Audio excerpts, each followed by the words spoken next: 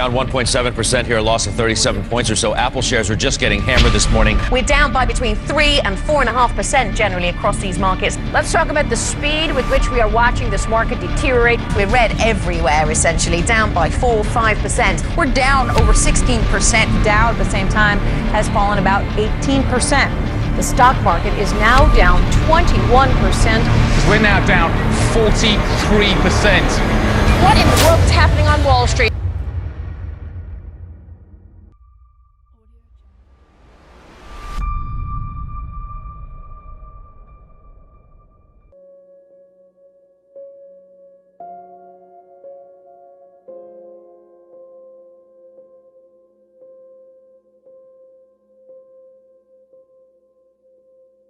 The Great Depression was the worst economic downturn in the history of the industrialized world, lasting from 1929 to 1939. It began after the stock market crash of October 1929, which sent Wall Street into a panic and wiped out millions of investors. Over the next several years, consumer spending and investment dropped, causing steep declines in industrial output and employment as failing companies laid off workers. By 1933, when the Great Depression reached its lowest point, some 15 million Americans were unemployed and nearly half the country's banks had failed. Throughout the 1920s, the U.S. economy expanded rapidly, and the nation's total wealth more than doubled between 1920 and 1929, a period dubbed the Roaring Twenties. The stock market, centered at the New York Stock Exchange on Wall Street in New York City, was the scene of reckless speculation, where everyone from millionaire tycoons to cooks and janitors poured their savings into stocks. As a result, the stock market underwent rapid expansion, reaching its peak in August 1929. By then, production had already declined and unemployment had risen, leaving stock prices much higher than their actual value. Additionally, wages at that time were low, consumer debt was proliferating, the agricultural sector of the economy was struggling due to drought and falling food prices, and banks had an excess of large loans that could not be liquidated. On October 24, 1929, as nervous investors began selling overpriced shares en masse, the stock market crash that some had feared happened at last. A record 12.9 million shares were traded that day, known as Black Thursday.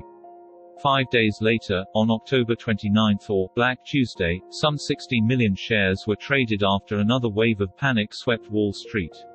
Millions of shares ended up worthless, and those investors who had bought stocks, on margin, with borrowed money, were wiped out completely.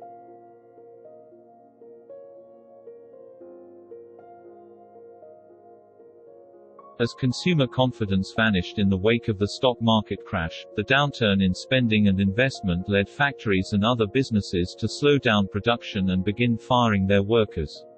For those who were lucky enough to remain employed, wages fell and buying power decreased.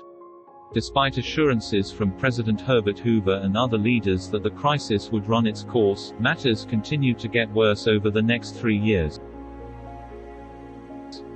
By 1930, 4 million Americans looking for work could not find it. That number had risen to 6 million in 1931.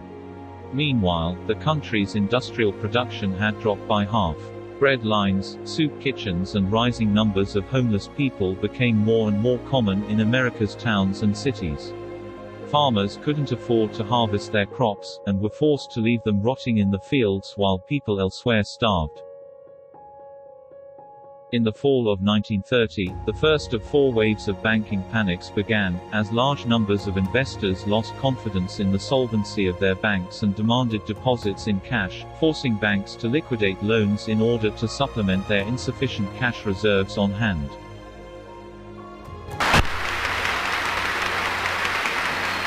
Senators and representatives, I have the distinguished honor of presenting the President of the United States.